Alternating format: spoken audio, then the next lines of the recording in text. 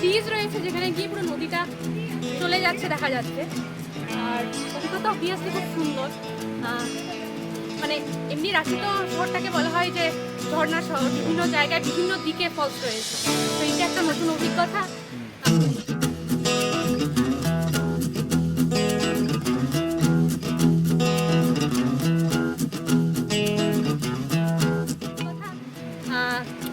এমনি উঁচু পাহাড়ের ঝর্ণা আলাদা রকম, সেখানে একটা অদ্ভুত উচ্চতা থেকে পড়ছে। আর এখানে মালভূমির ছোট ছোট পাহাড়ের ঝর্ণার অদ্ভুত একটা বৈশিষ্ট্য রয়েছে, তার সৌন্দর্য আবার আলাদা রকম।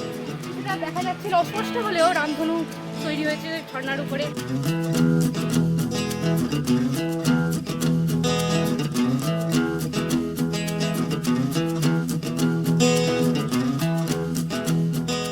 সেটাও আমরা এসেছি 11 জন, বাকি মোটামুটি কিছুজন মানে একজন দুজন ষাটের উপরে যাচ্ছে, তারা খুব একটা নামতে পারেনি। একজন রয়েছে, মাত্র দুজন চলে গেছে। তো টোটাল আপাতত বোধহয় এখানে এখন 8 রয়েছে, 8 না 7।